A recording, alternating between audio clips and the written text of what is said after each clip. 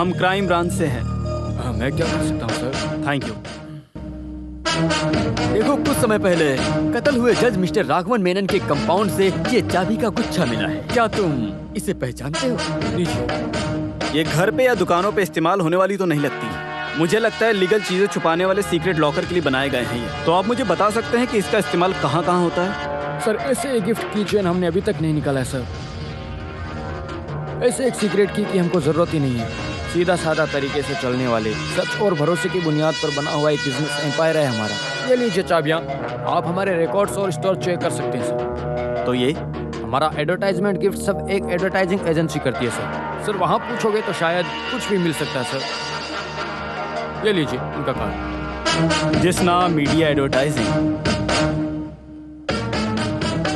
ये की चेन हम उनको इतने समय से गिफ्ट पे देते आ रहे हैं। वैसे ये तो रिजेक्ट किया हुआ है, कोई सैंपल में लेकर आया था। सर, पहले कभी किसी ने तो लाया हुआ सैंपल है। कौन लेकर आया सैंपल? हर दिन कोई ना कोई कुछ ना कुछ लेकर आता ही है। जब पार्टी को पसंद आता है तो ही हम उसे लेते हैं। अब ये तो पहले ही रिजेक्ट किया हुआ मॉडल है, तो इसका डिटेल्स यहाँ पर होगा मुझे नहीं लगता। जब तक इस किचन का मालिक नहीं मिल जाता तब तक आप ये शहर छोड़ के नहीं जा सकते, समझे आप? हाँ बिल्कुल। कॉलेज में इस तरह की घटना पहली बार घटी है। कभी भी भरोसा नहीं कर सकते सर। आप एक पुलिस ऑफिसर होने के नाते ही ऐसा सोच पा रहे हैं। पिछले कुछ सालों से मैं इन लड़कों को काफी अच्छी तरह से जानती हूँ। अगर आप लोग आगे भी ऐसे बोलेंगे कि ये कातिल है तो मैं बिल्कुल नहीं। देखिए मैडम, जान पहचान तो अच्छी बात है। पहचान का हो जाने से बेगुनाह तो साबित नहीं हो जाता ना। सबूत इम्पोर्टेंट है और उसके लिए किसी को भी पूछताछ करने का हक हमें भी है। हम ऐसे ही पूछते रहेंगे। मैंने कुछ गलत कहा क्या सर? हाँ, हमको मिस राधिका मेनन से मिलना है।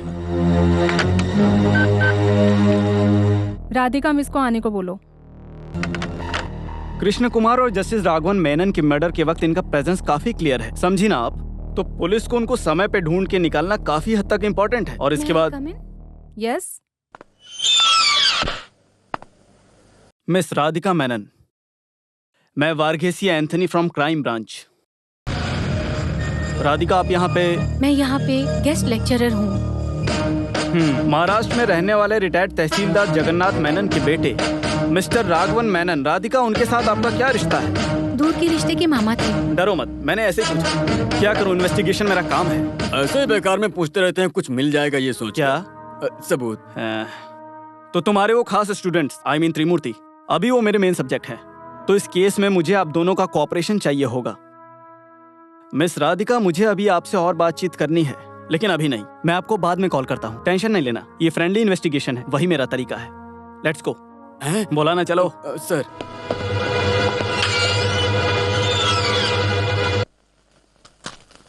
जज के घर की पिछले 3 महीने की आउटगोइंग और इनकमिंग कॉल्स की लिस्ट मिली है सर। क्या आप देखोगे सर? अभी जिस केस का हम इन्वेस्टिगेशन कर रहे हैं उसकी डिटेल्स किसी को भी पता नहीं चलनी चाहिए। Be careful. Yes sir. वो लड़के जिस दिन भागे थे, उस रात को पुलिस ने पेट्रोलिंग अच्छे से की थी। स्टेट के सारे कोने कोपचे को मस्त एक रात में छान मारा। उस हादसे के बाद पेट्रोलिंग में कोई कमी नहीं है। यहाँ वहाँ भाग ही रहे ना। अगर पेट्रोलिंग सही से हुई है इसका मतलब वो त्रिमूर्ति शहर में ही है।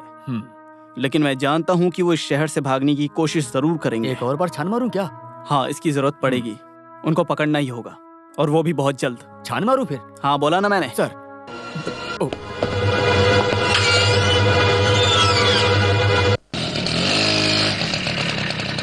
आगे। वक्त की भी कुछ कीमत होती है।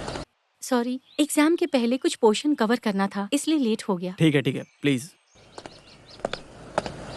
भाषा में अच्छी पकड़ है आपकी, और मैंने सुना आप एक अच्छी कलाकार भी हैं। तो कोई भी गाना लिखने के बाद उसे करेक्ट करने और ट्यून करने से पहले मैंने सुना है वो त्रिमूर्ति राधिका मेनन से राय जरूर लेते थे। और मैंने सुना है आपकी एडवाइस लेने के बाद ही वो म्यूजिकल प्रोग्राम करते थे।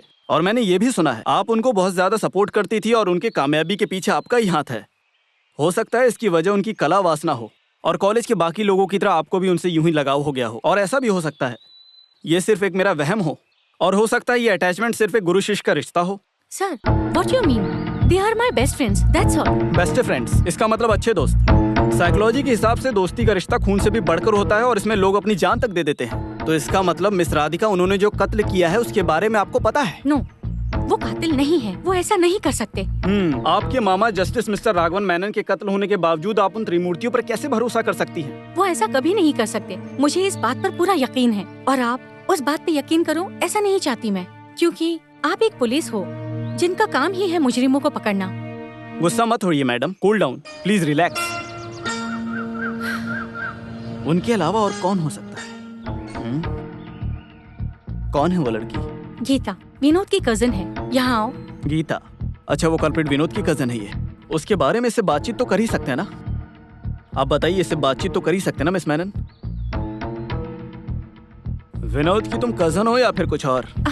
सर, आप जैसा सोच रहे हैं वैसा हमारे बीच कोई रिश्ता नहीं है। तुम्हारे कहने का मतलब है उस मर्डर विनोद के साथ तुम्हारा कोई बड़ा रिश्ता नहीं है, और अगर कोई रिश्ता होता भी तो वो ज्यादा दिन तक चलने नहीं वाला। क्यों मिस गीता, मैंने ठीक कहा ना?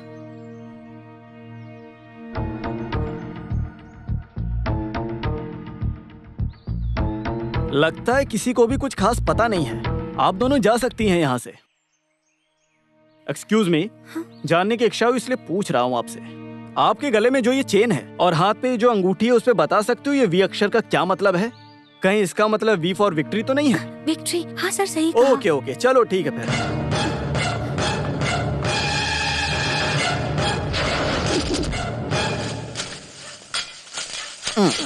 अरे बिना बारिश के तुम्हें मेंढक कहाँ से मिलेगा? वो कुछ मेढक होते हैं ना जो बिना बारिश के भी आते हैं। वो कौन सा मेंढक होता है?